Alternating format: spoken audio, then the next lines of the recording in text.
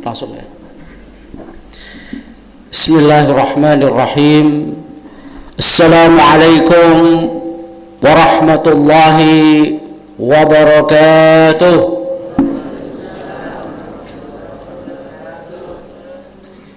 Kok kurang seru apa belum pada sarapan ya? Snacknya belum dibagi soalnya. Sekali lagi, Assalamualaikum warahmatullahi wabarakatuh.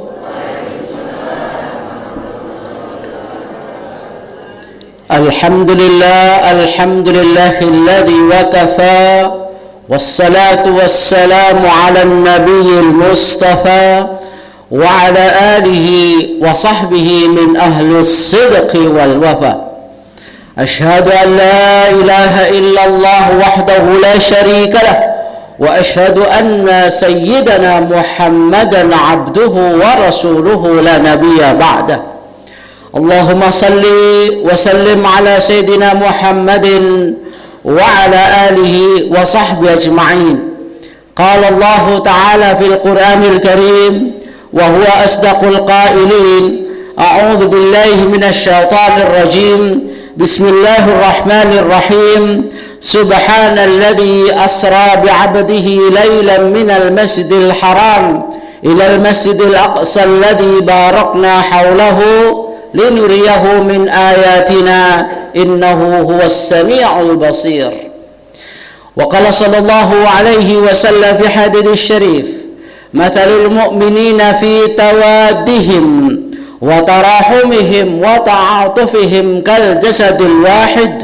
إذا اشتكى منه عضو تداعى له سائر الجسد بالسهر والحمى صدق الله العظيم وصدق رسوله النبي الكريم ونحن على ذلك من الشاهدين والشاكرين والحمد لله رب العالمين. Para bapak, ibu, hadirin, hadirat jamaah salat subuh Masjid Al-Muhajirin yang dimuliakan oleh Allah.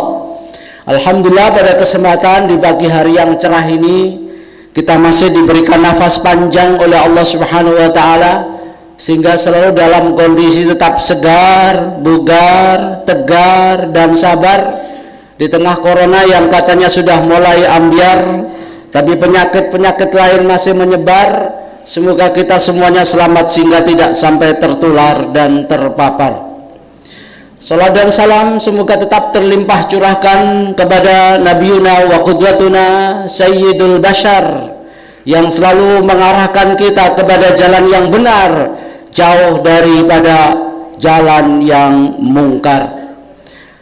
Bapak Ibu hadirin dan saudara sekalian, pada kesempatan kali ini kita akan membahas satu tema yang saya kira di telinga kita bukan tema asing tetapi penting, tidak terlalu baru tetapi perlu, dan ini bukan sekedar judul sensasi tapi semoga menjadi motivasi, yakni tentang Al-Isra wal Mi'raj sebagai momentum empati dan simpati kepada nasib dan derita saudara-saudara kita di Palestina sebagai kota negeri para nabi.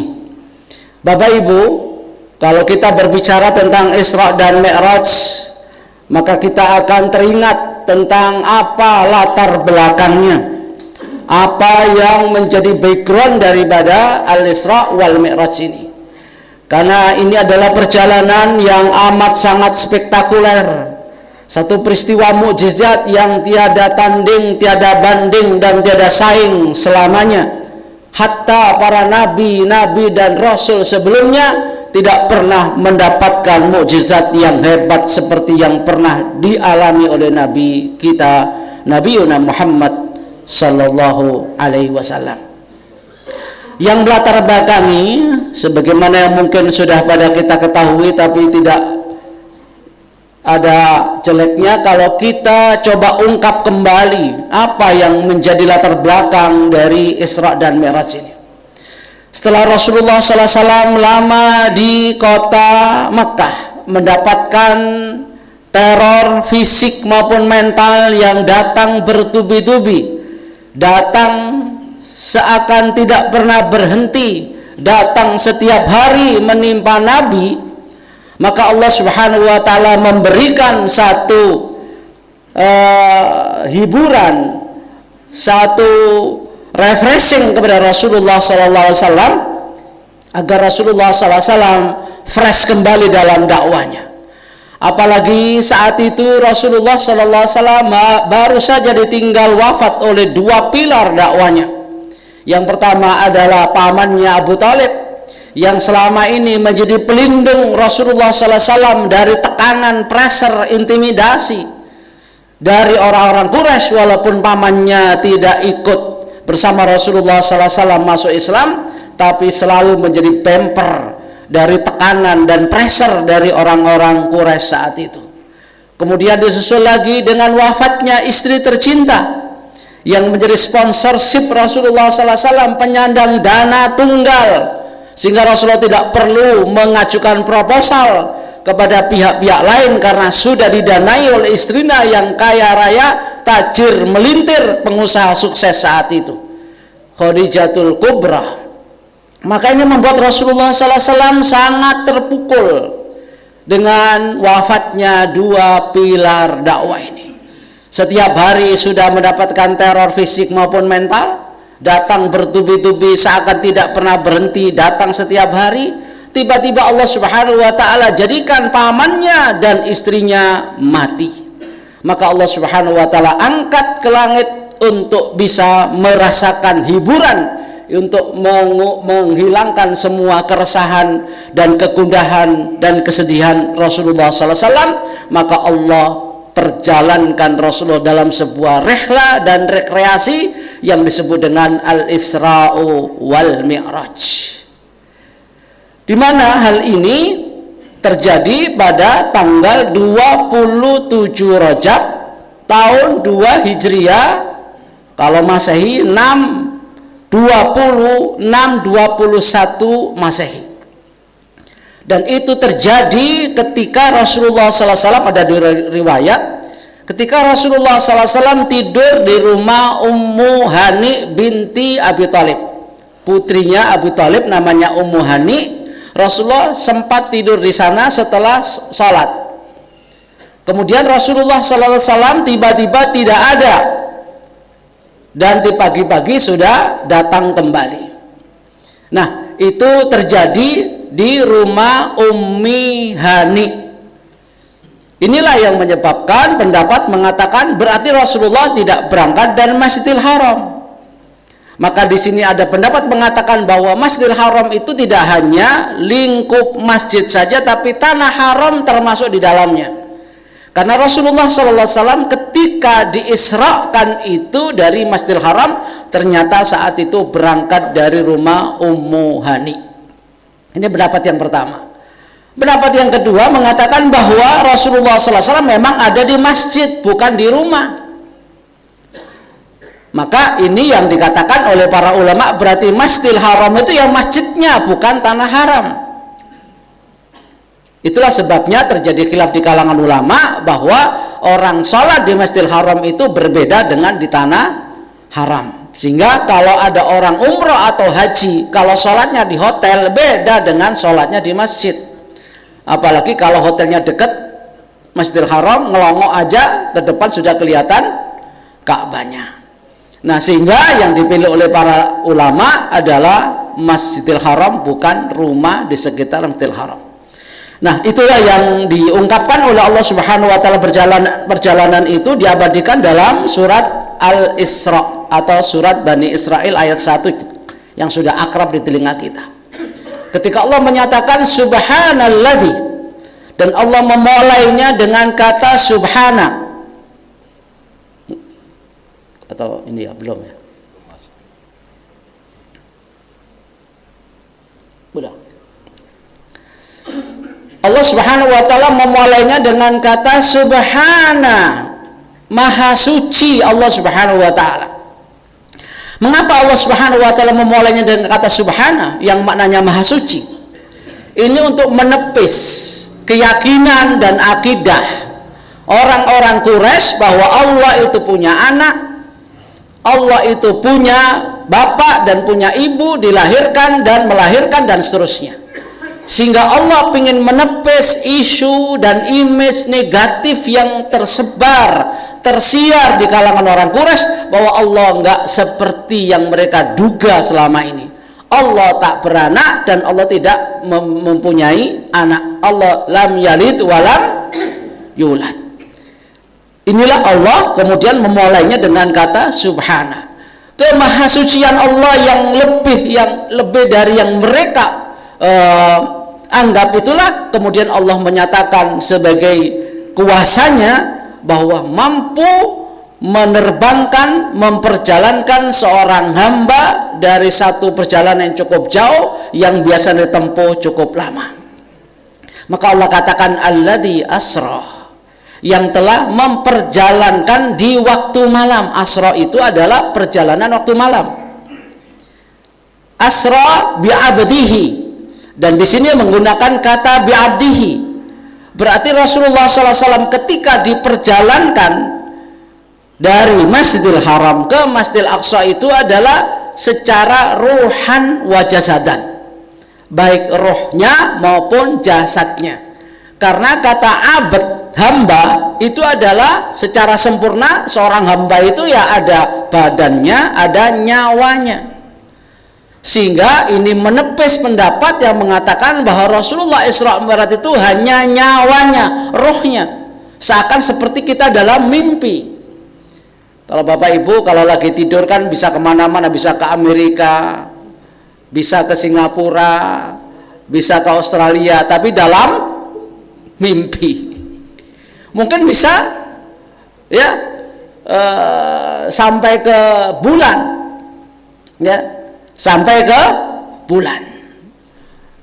Itu semuanya mimpi, berarti hanya rohnya. Kalau ibu-ibu bukan hanya sampai ke bulan, setiap bulan bisa datang bulan, ya. Itu kalau hanya mimpi berarti rohnya. Rasulullah tidak dalam mimpi, dalam keadaan terjaga, karena Allah menggunakan kata bi'abdihi, bahwa Allah mengangkat Rasulullah SAW, menerbangkan Rasulullah, memperjalankan Rasulullah jisman wa ruhan, jasadnya dan rohnya. Dan ini perjalanan lailan, waktu malam. Asra sendiri sudah perjalanan malam, ditambah lailan, ini penegasan bahwa itu terjadi bukan di siang hari, ya. Kenapa? Mungkin jalan tolnya lagi sepi, ya, nggak banyak yang lewat kalau bahasa kita di sini. Dari mana Rasulullah SAW diperjalankan waktu malam itu? Minal Masjidil Haram, dari Masjidil Haram yang tadi sudah saya sampaikan. Apakah Rasulullah memang dari Masjidil Haram atau dari rumah Ummu Hani? Ada dua riwayat memang hadisnya. Ada yang mengatakan riwayat lain bahwa Rasul dari Ummu Hani, dari rumah Ummu Hani. Ada yang mengatakan Rasul ada di masjid. Saat itulah Allah Subhanahu wa taala kemudian perjalankan Rasulullah SAW dari masjid itu. Kenapa dari masjid bukan dari rumah Rasulullah SAW? Ini memberikan isyarat dan indikasi bahwa betapa pentingnya peran masjid dalam perjalanan suci, dimulai dari masjid. Makanya Rasulullah SAW tidak langsung dari rumahnya lalu ke Masjidil Aqsa, tapi dari Masjidil Haram yang merupakan masjid pertama yang dibangun oleh Allah Subhanahu wa taala melalui tangan Nabi Ibrahim. Lalu kemudian diperjalankan kemana? Diperjalankan dari masjid ke masjid. Kenapa Rasulullah nggak langsung mi'raj saja? Kalau langsung mi'raj kan bisa. Tapi mengapa Rasulullah harus transit? Kalau bahasa kita di rest area, ya, transit dulu di Masjidil Aqsa yang dibangun oleh Allah melalui tangan para nabi sejak 40 tahun setelah Masjidil Haram. Jadi Masjidil Aqsa itu dibangun 40 tahun setelah pembangunan Masjidil Haram. Ini Allah Subhanahu wa taala ingin menyambungkan, mengaitkan bahwa risalah Nabi Muhammad SAW itu tidak terputus dengan risalah kakeknya, yakni Nabi Ibrahim alaihissalam. Karena Nabi Ibrahim juga pernah di Palestina dan pernah di Masjidil Aqsa, bahkan nabi-nabi yang lain. Nanti kita akan ceritakan beberapa nabi yang ada di sana. Jadi Allah Subhanahu wa taala menginginkan adanya ketersambungan dan kesinambungan dan keberlanjutan kalau dalam bahasa sekarang antara Nabi Muhammad dengan Nabi Ibrahim alaihissalam yang menjadi kakeknya. Karena Nabi Muhammad sallallahu alaihi wasallam masih ada titisan darah biru dari Nabi Ibrahim alaihissalam.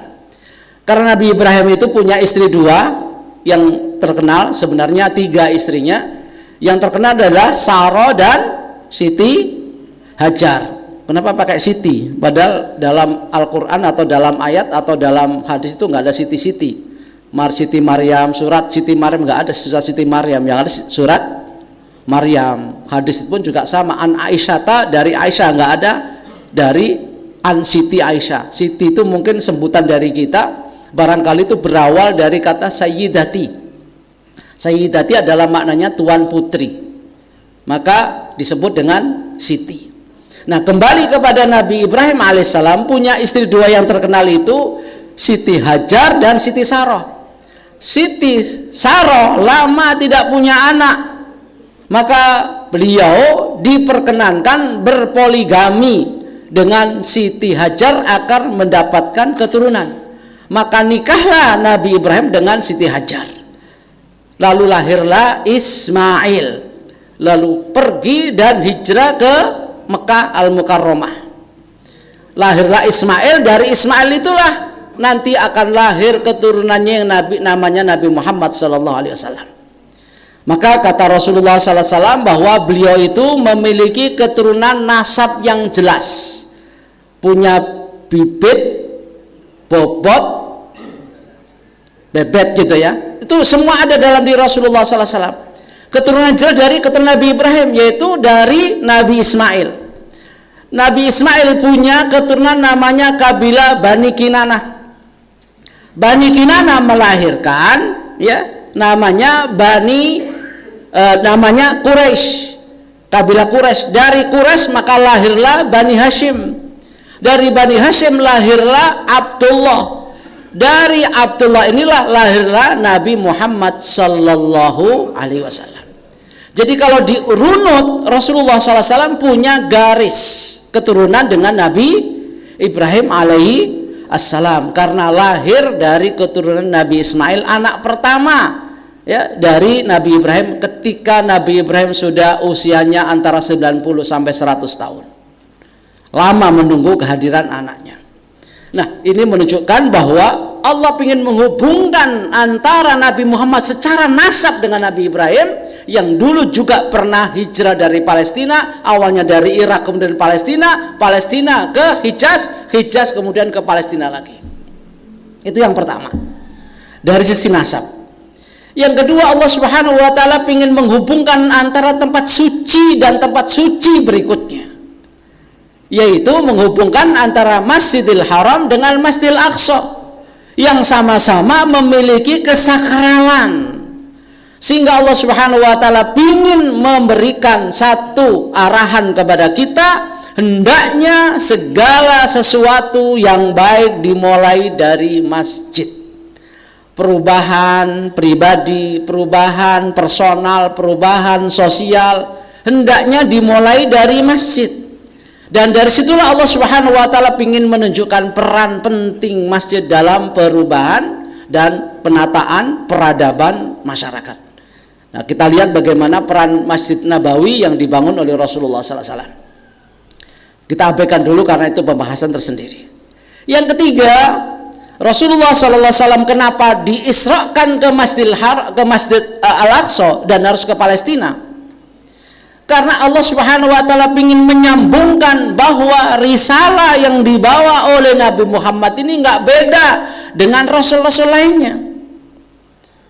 Sama, satu sumber, satu, kalau dalam bahasa kita tunggal guru dengan nabi-nabi sebelumnya. Nabi Ibrahim dengan segala keturunannya ya, Ishak, Yakub, kemudian Yusuf, Yunus, kemudian Daud, Sulaiman, Musa, Harun, Yahya, Zakaria, sampai Isa.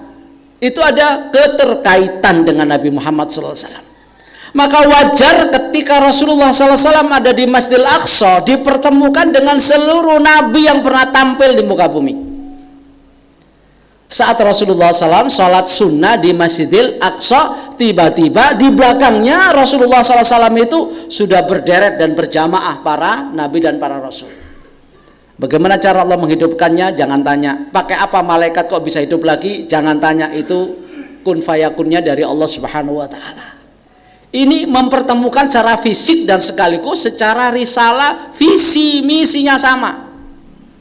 Maka wajar nanti di akhir zaman Nabi Isa itu akan turun, ya, nanti akhir zaman itu akan turun sebagai tanda hari kiamat Nabi Isa, di mana Nabi Isa sudah pernah menceritakan bahwa mimba dismuhu Ahmad, nanti akan datang setelah saya nabi namanya Ahmad.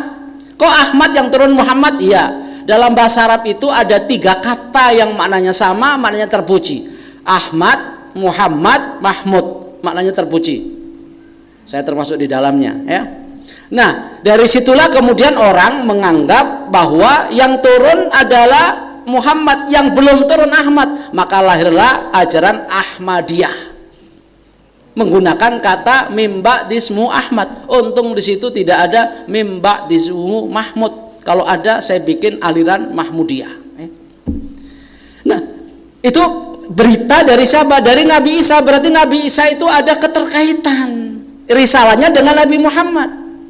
Makanya nanti di akhir zaman sebagai tanda hari kiamat kubro turunnya Nabi Isa yang akan tampil bersama Imam Mahdi melawan Dajjal, dan beliaulah yang akan bergerak ke seluruh bumi. Makanya disebut Al-Masih. Al-Masih itu apa? Berjalan kaki. Makanya Al-Masih itu dikatakan bahwa kakinya nempel ke bumi. Al-Masih sama dengan Al-Masih Dajjal. Dajjal itu keliling, bukan goes tapi jalan kaki, ya. Bagaimana caranya? Jangan ditanya, nanti kita lihat lagi kalau ketemu, ya. Nabi Isa Al-Masih, karena beliaulah yang akan keliling dunia menegakkan syariat siapa? Nabi Muhammad, membawa risalah Quran, bukan dengan membawa risalah Injil. Dan dialah yang akan menghancurkan semua patung-patung salib seluruh dunia ini. Dan yang kedua, beliau akan membunuh babi-babi yang ada, baik itu babi hutan, babi liar, babi ngepet, nggak ada, ya. Itu akan dibunuh semua oleh Nabi Isa alaihissalam. Tapi intinya bahwa Nabi Musa tidak menghidupkan kembali syariatnya yang berasal dari kitab Injil, tapi dari sumber yang dibawa Nabi Muhammad bernama Al-Quran.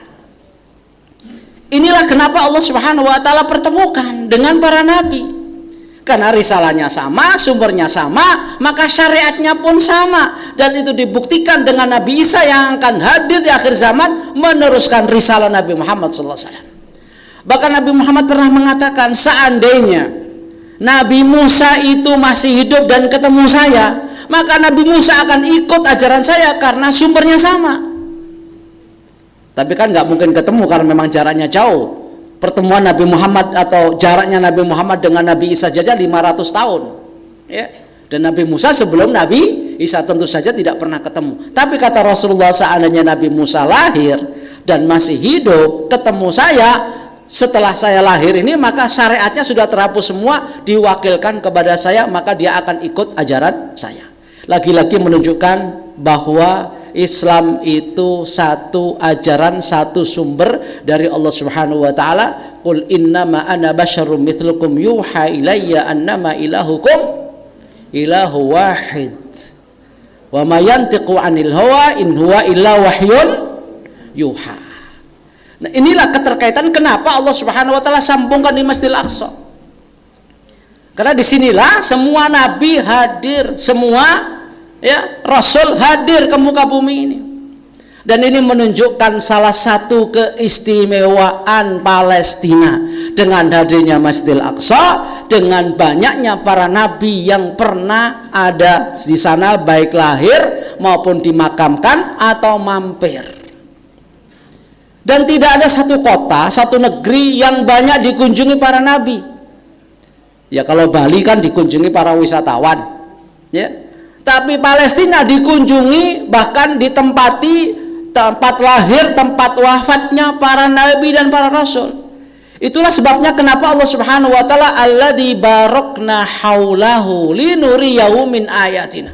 Allah berkahi, salah satunya adanya Masjidil Aqsa, yang kedua banyaknya para nabi, dan yang ketiga dipakai oleh Allah Subhanahu wa taala sebagai start Mi'raj Rasulullah sallallahu alaihi wasallam dan transit Rasulullah pada saat Isra. Dan tidak ada kota lain yang semulia dan seterhormat Palestina. Makanya nanti salah satu keistimewaan daripada Palestina ini adalah termasuk padang mahsyarnya manusia seluruh dunia.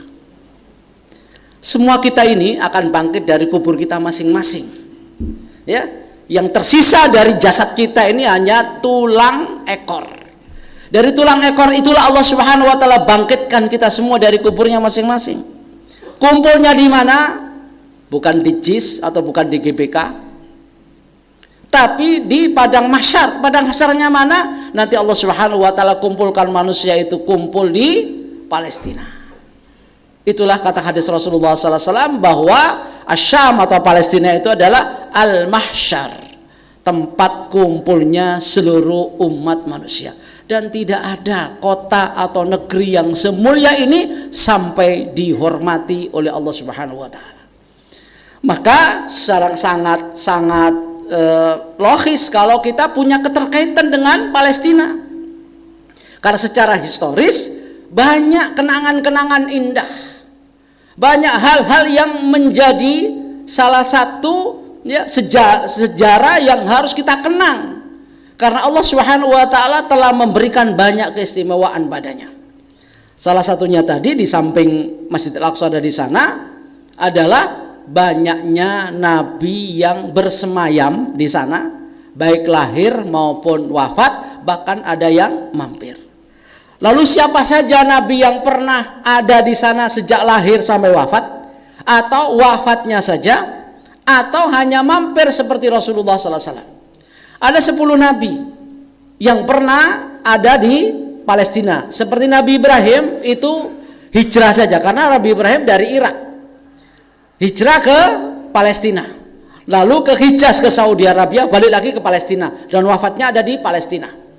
Itulah Nabi Ibrahim alaihissalam yang melalang buana dari Irak menuju Palestina yang dulu dikenal sebagai Syam, yang sekarang Syam itu menjadi beberapa negara: Palestina, Yordania, Lebanon, dan Suriah. 4 negara itu dulu namanya Asyam, ya. Sekarang terpecah dan terbelah menjadi 4 negara.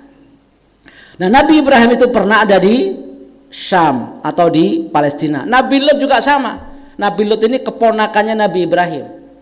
Maka beliau mengikuti ajaran Nabi Ibrahim alaihissalam. Kemudian Ishak, anaknya Nabi Ibrahim, itu juga pernah ada di sini, ya. Pernah ada di Palestina, ya. Ada di Palestina ini.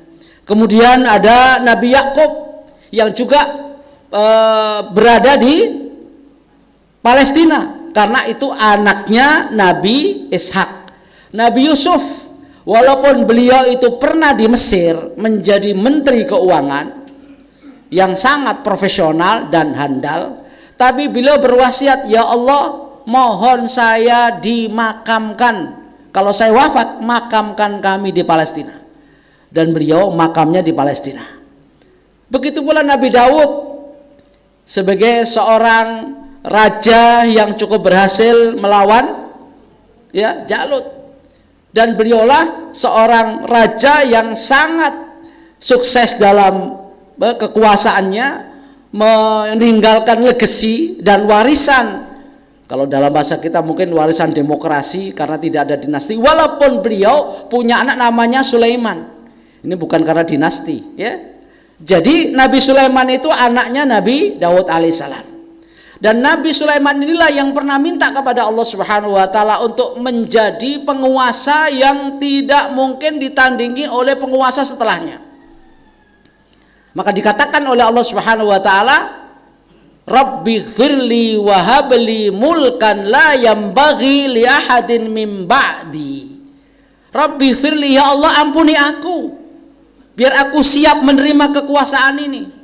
Maka kekuasaan itu harus diterima dengan lapang dada dan harus bersih dari noda dan dosa, tidak punya masa lalu yang bisa mengotori citra dirinya.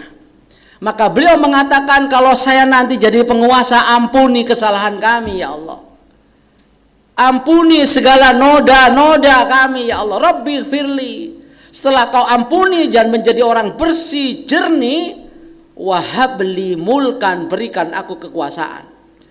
Dan kalau Allah Subhanahu wa taala memberikan kekuasaan, nggak perlu pakai pilpres, nggak perlu pakai pemilu, langsung ditunjuk oleh Allah Subhanahu wa taala, karena qulillahumma malikal mulki tu'til mulka man tasya wa tanzi'ul mulka mimman tasya wa tu'izzu man tasya wa tudhillu man tasya biyadikal khair innaka ala kulli syai'in qadir. Allah yang berikan kekuasaan itu. Kita ini anak berusaha untuk cari kekuasaan kalau dapat, walaupun kampanye, walaupun sudah kemana-mana sosialisasi, kalau belum kepilih berarti belum dikehendaki oleh Allah.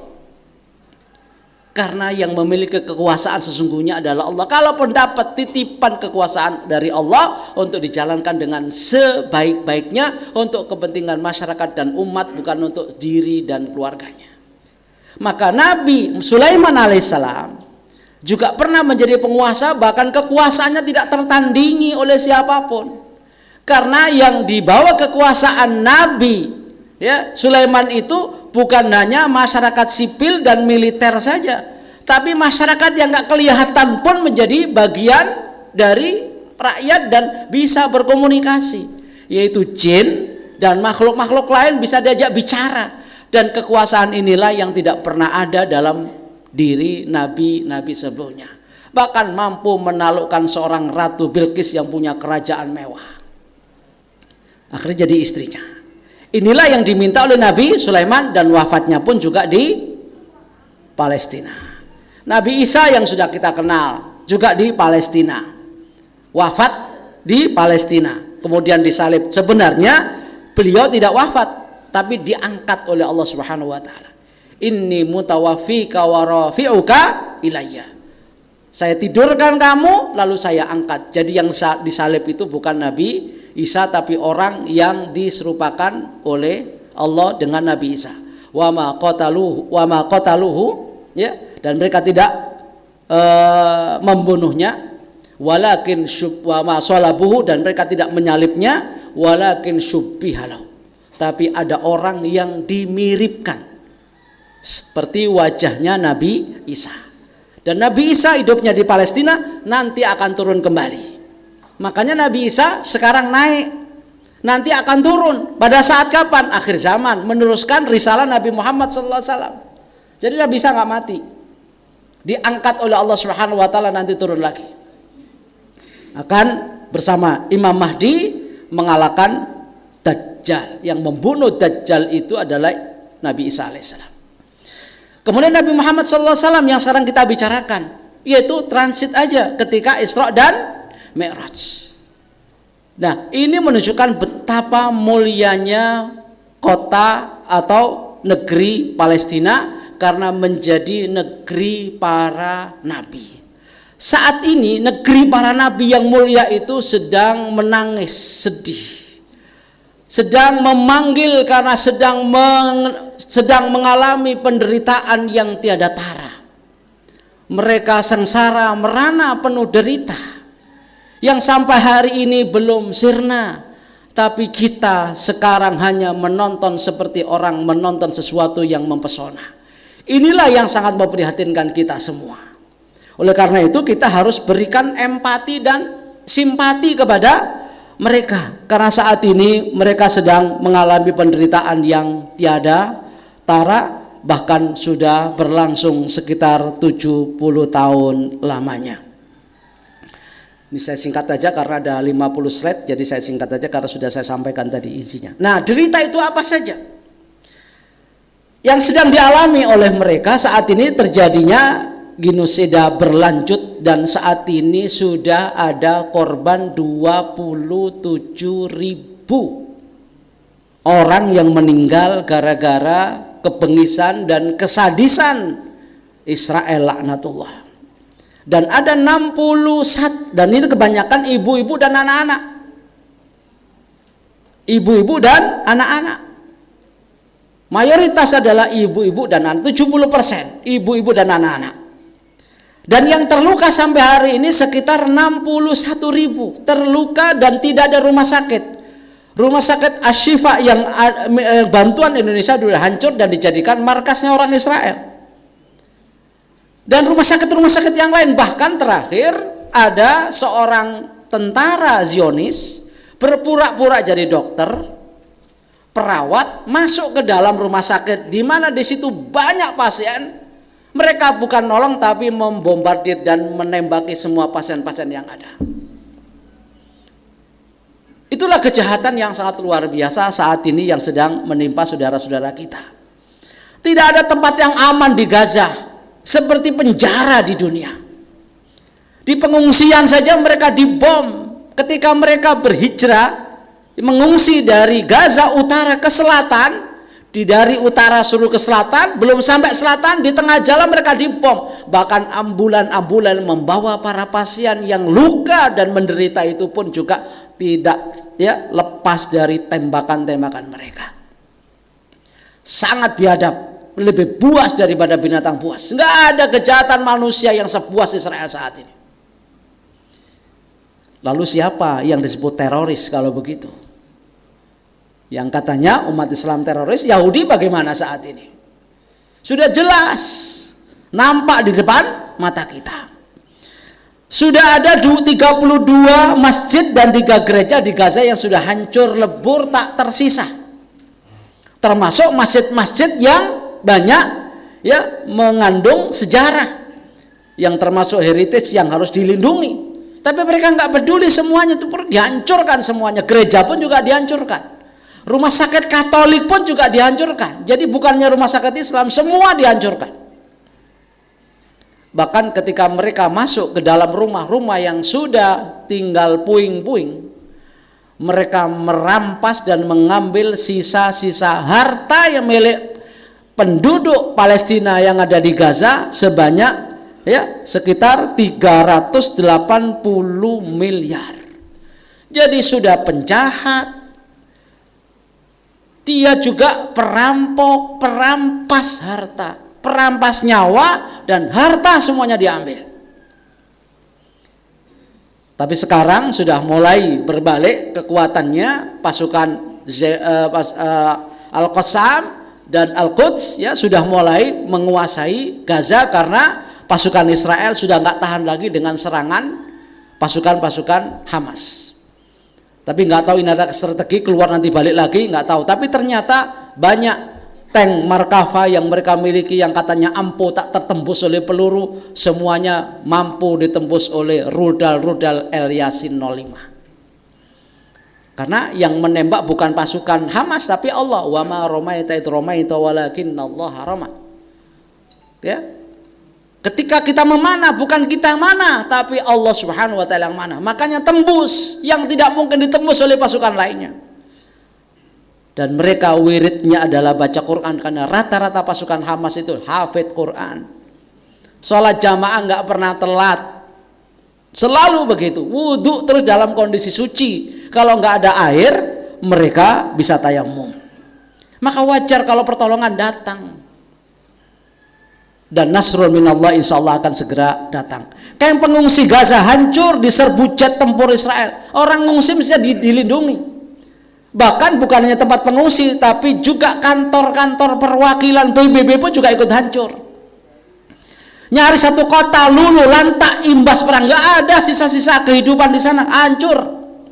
471 orang telah berserakan di rumah sakit. Di rumah sakit itu mereka sakit sampai dokter-dokternya pun juga dibunuh.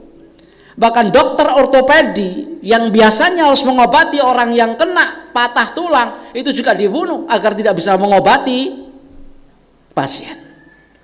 Sekarang sudah hancur semua, sudah mati semua. Sekarang bagaimana cara mereka mematikan rakyat Palestina dan Gaza? Dibikin lapar dan dibikin haus. Maka bantuan-bantuan yang akan masuk ke Palestina diblokade. Bahkan kalau sempat masuk, mereka akan ditembaki biar tidak sampai ke tempat pengungsian.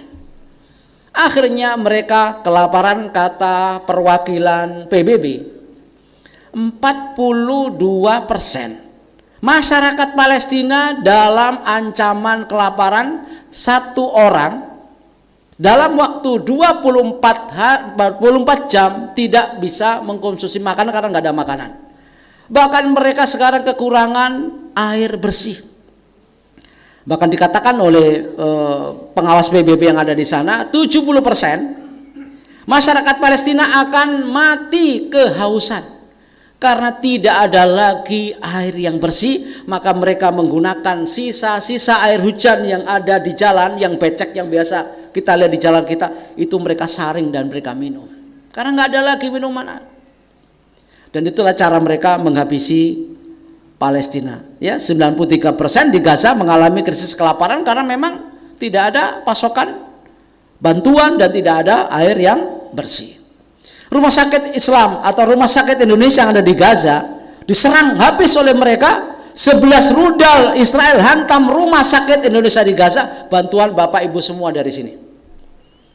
Sekarang hancur lebur dan digunakan markas oleh mereka. Pasukan Israel ada di sana, walaupun sekarang sudah mulai ditinggalkan. Ini konflik terus berlangsung dan berselang-langsung. Kalau kita tidak punya empati dan simpati, kita dipertanyakan menjadi manusia yang sejati. Untuk empati dan simpati kepada Palestina, terutama di Gaza Utara, tidak perlu menjadi Muslim, cukup menjadi manusia.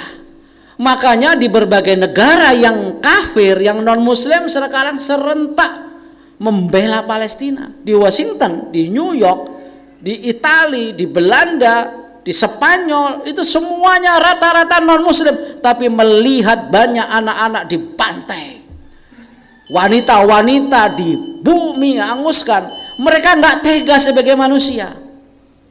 Maka mereka pun demo besar-besaran sampai hari ini juga.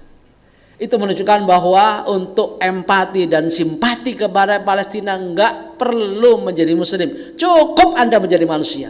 Kalau Anda nggak empati, dipertanyakan kemanusiaan Anda, nggak punya hati, ya. Karena konflik ini sejak lama, tahun 47 mereka ketika merebut Palestina, atau 48, dan dilanjutkan 67 terjadi pergolakan dan konflik dengan Liga Arab. Tentara-tentara dari Mesir, dari Yordan, dari Suriah itu adalah menyerang Israel semua, ternyata kalah. Lalu mereka juga melakukan deklarasi Yerusalem tahun 80, ya. Mereka deklarasi bahwa Yerusalem menjadi ibu kota mereka. Sampai tahun 2008, 2009 ada konflik lagi yang terjadi jatuh korban sebanyak 1.300 orang Palestina, dan yang luka-luka sebanyak 5.000 orang. Tahun 2014 terjadi konflik lagi, serangan terhadap masyarakat dan penduduk Palestina. Maka jatuhlah korban sebanyak 1.900 orang meninggal dunia, 10.000 luka. 2021 ada konflik lagi, jatuhlah korban sebanyak 248 orang, dan terakhir sekarang sudah jatuh korban 27.000 orang. Jadi tidak akan pernah berhenti kalau kiamat belum tiba. Dan ini sudah berlangsung lama, hampir 70 tahun. Mengapa sampai punya sikap dan tindakan sadis, bengis seperti ini? Satu sebabnya, karena mereka nggak rela umat Islam eksis di sana. Jadi kalau ada orang mengatakan bahwa perang Palestina bukan perang agama, bohong. Karena ada kaitannya dengan agama, makanya mereka ingin menggusur Masjidil Aqsa. Karena di dalam Masjidil Aqsa itu katanya ada Haikal Sulaiman. Maka mereka menggali Masjidil Aqsa karena di dalamnya katanya ada Haikal Sulaiman yang nanti akan digusur semua Masjidil Aqsa itu, dan mereka akan bikin namanya kuil Sulaiman. Ini ada agamanya, walan tardo angkal yahudu walan nasara hatta tattabi'a millata. Walan pakai lan itu tidak akan. Kemudian pakai fi'il mudhari yang maknanya hal sekarang dan masa akan datang. Ya, yang artinya itu kan present tense, continuous tense dan future tense. Itu akan datang, selamanya tidak akan ridho. Walan tardo, mereka nggak akan ridho, nggak akan rela kalau umat Islam eksis, maka harus habis dan di bumi hanguskan. Bahkan mereka rencananya Palestina dikosongkan dari orang-orang Islam di sana, mereka dipindah ke Afrika. Makanya semua masyarakat dunia marah, termasuk Saudi Arabia yang tadinya tidak membela, sekarang sudah membela. Uni Emirat Arab, banyak donatur-donatur dari Barat menghentikan ya bantuannya ke Palestina dalam bentuk makanan. Juga sekarang Qatar sudah mulai membantu, Emirat Arab sudah mulai membantu ketika umat Islam sudah terpojok dan terpepet seperti saat ini. Itulah penderitaan karena memang ideologi. Dan kalau umat Islam tidak peduli lalu dipertanyakan keislamannya, ya, di mana keislamannya? Makanya wajar sampai digambarkan oleh Allah Subhanahu wa taala kedahsyatan kebengisan mereka itu memang sudah mendarah daging, kebenciannya itu sudah ada dalam diri mereka sejak Nabi Muhammad sallallahu alaihi wasallam, bahkan sebelum Nabi Muhammad. Bani Israel itu Bapak Ibu pernah diutus oleh Allah 12 nabi, semuanya diingkari, bahkan sebagian ada yang dibunuh sampai mati. Itu Yahudi. Jadi kebenciannya sudah lama sekali. Maka Allah katakan dalam surat Al-Maidah 82 di sini, la tajidanna asyaddan nasi adawatan lilladzina amanul yahuda walladzina asyraku. Sungguh Allah menggunakan kata la, lamnya lam taukid, dan menggunakan lanya taukid juga. Di situ ada nunnya, nun taukid. La tajidanna, sungguh kalian akan temukan asyaddan nasi, orang yang sangat memusuhi, adawatan, yang memusuhnya kepada siapa? Lilladzina amanu, kepada orang-orang mukmin. Siapa yang kamu temukan yang sangat dahsyat dan kuat permusuhannya kepada orang Islam? Al-Yahuda walladzina asyraku, orang-orang Yahudi dan orang-orang musyrik. Jadi kebencian ini sudah lama sekarang terlampiaskan, tersalurkan. Jadi kalau sekarang terjadi pembantaian, itu dendam lama yang mereka pendam.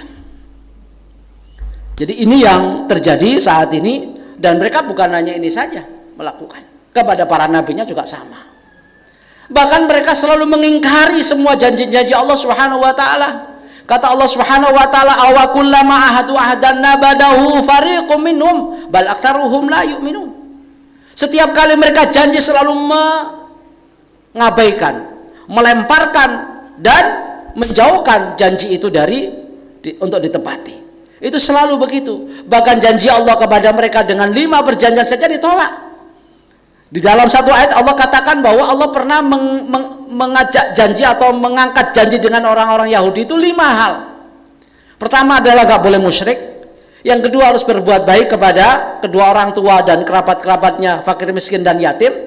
Yang ketiga adalah mereka harus berbuat baik kepada kedua orang tuanya. Yang ketiga, yang keempat harus melaksanakan sholat dan zakat. 5-5-nya mereka ingkari. Mereka berani loh mengingkari janji Allah. Dan ini diteruskan oleh mereka mengingkari 12 nabi yang pernah diutus kepada mereka. Sampai kepada Nabi Muhammad SAW. Itu ada 3 golongan Yahudi di kota Madinah yang benar-benar mengingkari perjanjian bersama Rasulullah SAW. Ada Bani Qainuqa, ada Bani Nadir, ada Bani Quraidah. Bani Qainuqa melanggar janji kepada Rasulullah SAW, yaitu menarik jilbab salah seorang akhwat di pasar. Lalu terjadilah pertengkaran antar umat Islam dengan mereka. Akhirnya Bani Nadir diusir, Bani Qainuqa diusir dari kota Madinah, dan mereka merapat kumpul di Khaybar, benteng terakhir mereka. Bani Nadir pun juga sama ketika merencanakan pembunuhan kepada Rasulullah SAW saat Rasulullah SAW mengadakan janji dan berjanji dengan kabilah yang telah terjadi pembunuhan antara umat Islam. Mereka merencanakan pembunuhan kepada Rasulullah. Akhirnya Rasulullah memberikan ultimatum, kalian kalau selama 15 hari tidak keluar dari kota Madinah akan tahu akibatnya. Maka turunnya surat Al-Hasyr. Mereka keluar dari kota Madinah dengan langkah gontai dan menghancurkan semua rumah-rumahnya, menghancurkan semua pohon kurmanya, agar tidak digunakan oleh umat Islam, bahkan kusen-kusen rumahnya pun juga dibawa. Agar apa? Tidak dijadikan kontrakan dan kos-kosan. Kalau dalam bahasa kita. Kemudian Bani Quraidah juga sama, mengingkari janji kepada Rasulullah SAW. Padahal Bani Quraidah inilah yang pernah diajak kerjasama, kerja bakti, menggali parit namanya Khandaq, yang menghampar di depan gerbang kota Madinah sepanjang 5 km, dalamnya 2,5 meter, lebarnya 5 meter, dikerjakan 1.000 orang sahabat dalam waktu 15 hari, dan cangkulnya, linggisnya pinjem sama Bani Quraidah, orang Yahudi. Tapi di akhir peperangan, orang Yahudi ini memberikan peluang kepada Yahudi yang lain, memberikan pintu masuk agar bisa menyerang ke dalam. Maka malaikat Jibril bilang kepada dia, ya Muhammad, perang belum usai. Kenapa? Itu Bani Quraidah telah melanggar janji kepadamu. Serang dia, bunuh dia, dan habisi dia. Maka Rasulullah SAW mengirim pasukan, aduna al-asra illa fi Bani Quraidah, jangan salat asar kecuali sampai Bani Quraidah. Maka Rasulullah SAW mengirim pasukan, dan seluruh orang-orang Yahudi Bani Quraidah dikeret dan diseret di pinggir Khandaq, di pinggir parit, dan mereka bukan hanya sekedar diusir dari kota Madinah, tapi diusir dari dunia, dipenggal satu-satu dan kepalanya masuk ke dalam parit itu. Kenapa? Karena melanggar janji. Dan bukannya sampai di situ. Ada resolusi BB sebanyak 188 resolusi, semua diingkari. Nggak ada satupun yang ditepati. Yang terbukti misalnya tahun 78 perjanjian Camp David yang melibatkan Jimmy Carter, Menahem Begin PM Israel, dan Anwar Sadat dari Presiden Mesir, diingkari juga. Dilanjutkan perjanjian Oslo di Norwegia tahun bulan September tahun 93 yang pertama, juga diingkari. Diulangi lagi, ada resolusi kembali tahun 95 di Oslo yang kedua, juga diingkari. Jadi intinya mereka nggak pernah menepati janji. Itulah sifat dan watak yang ada dalam diri orang-orang Yahudi sampai hari ini. Kalau kemarin terjadi gencatan senjata bulan November tahun 2023 yang hanya 4 hari, ternyata mereka gencatan senjata di Gaza. Di lain tempat di tepi barat mereka menangkapi dan memberondong masyarakat Palestina di tepi barat. Berarti nggak menepati janjinya. Jadi janji tinggal janji, nggak pernah ada bukti. Banyak kata tapi tidak ada fakta. Banyak memberikan harapan tapi tanpa kenyataan. Itulah Yahudi yang punya karakter sampai hari ini nggak bisa dipercaya. Distrust karena banyak kesalahan yang selalu dilakukan. Lalu kenapa kita harus empati? Apa sih kita harus? Kenapa sih harus empati? Kenapa sih kita ngurusin Palestina? Ada apa? Kita juga banyak masalah di negeri kita. Kok kita ngurusin Palestina? Ada beberapa alasan. Yang pertama dari sisi agama, bahwa di sanalah ada masjid yang dibangun oleh para nabi, yang itu adalah nabi-nabi kita yang harus kita percayai, termasuk bagian daripada iman birusul. Yang kedua, masjid yang dibangun itu menjadi kiblat pertama umat Islam sebelum ke Masjidil Haram. Dan di sanalah Rasulullah pernah transit, yang itu adalah ada kaitannya dengan perjalanan Isra dan Mi'raj. Yang keempat, mereka adalah saudara-saudara kita yang seagama, seakidah, walaupun bukan satu suku dan etnis. Karena sesungguhnya sesama mukmin itu diikat oleh agama, bukan oleh darah. Innamal mu'minuna ikhwatun fa aslihu baina akhwaikum wattaqullaha la'allakum turhamun. Oleh sebab itu kita harus merasakan derita mereka, luka mereka, sengsara mereka, nestapa mereka, apa yang mereka alami harus kita rasakan seperti yang ada di sini. Ibaratnya seperti satu tubuh, kata Rasulullah SAW, mathalul mu'minina fi tawadihim wa tarahumihim wa ta'atufihim kal jasadil wahid. Idza ishtaka minhu 'udhun tada'alahu sairul jasadi bisari wal humah. Jadi perumpamaan sesama mukmin dimanapun mereka berada, sekalipun di Palestina jauh dari mata kita, mereka adalah seperti satu tubuh. Bila ada salah satu anggota badan tubuh yang mengerang kesakitan, maka seluruh tubuh pun akan ikut merasakan sakit. Sakit gigi, kira-kira kepala ikut sakit nggak?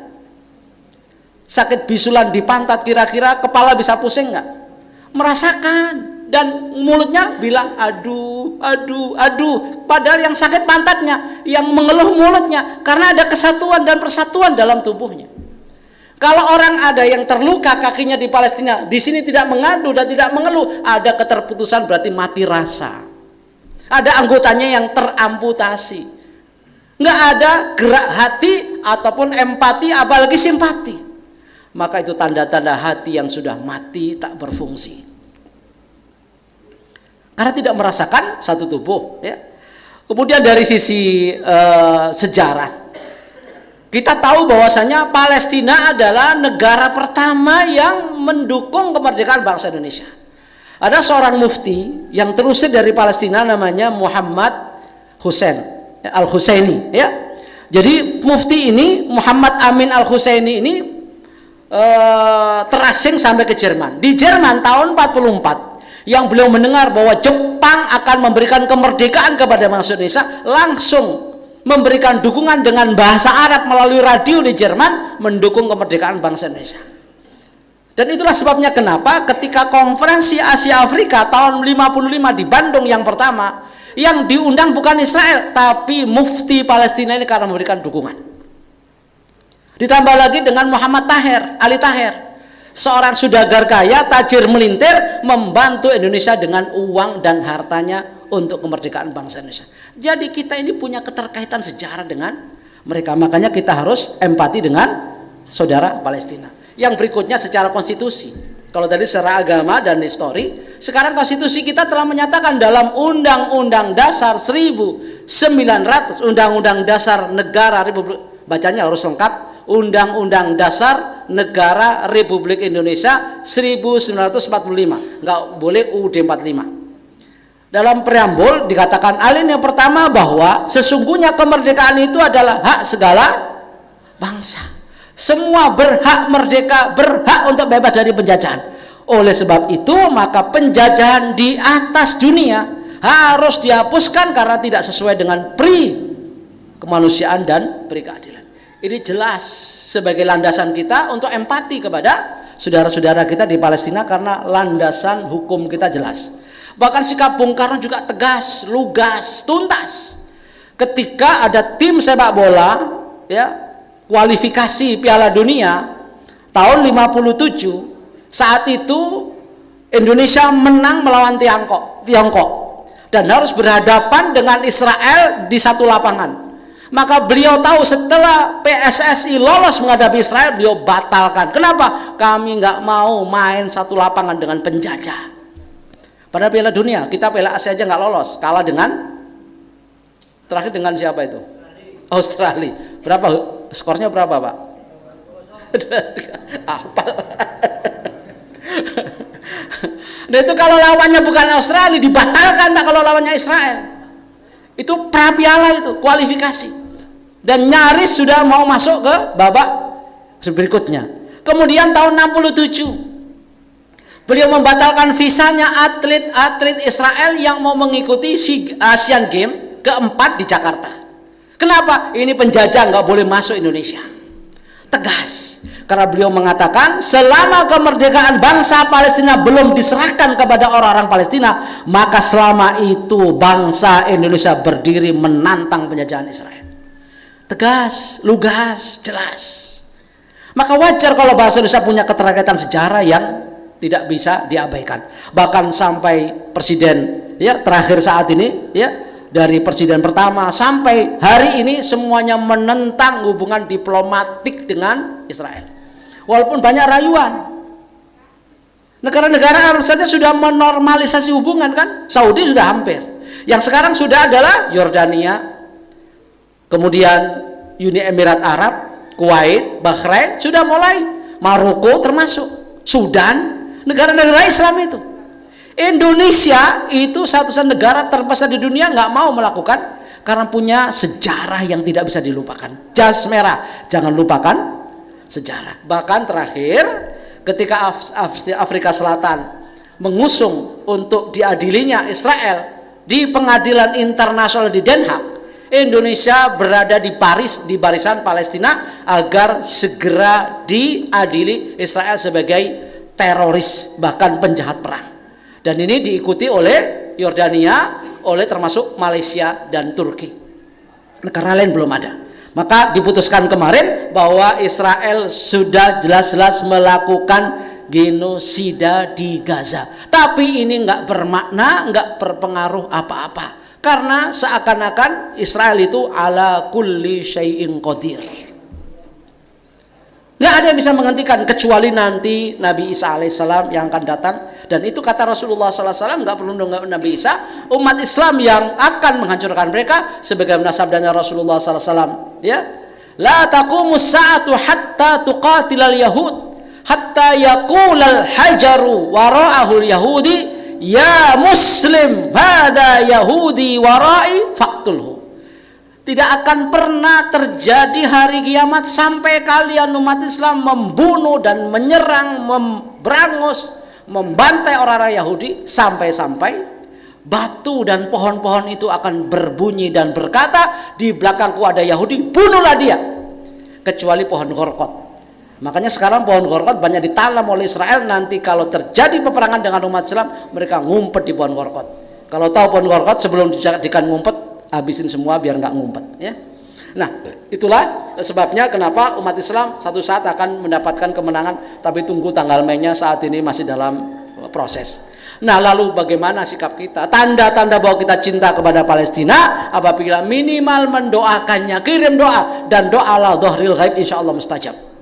Yang kedua adalah berikan infak terbaik. Kalau memang ada infak sedikit, sumbangkan melalui jalur-jalur yang resmi, jangan sampai salah alamat. Yang ketiga adalah sebarkan informasi tentang keadaan saat ini.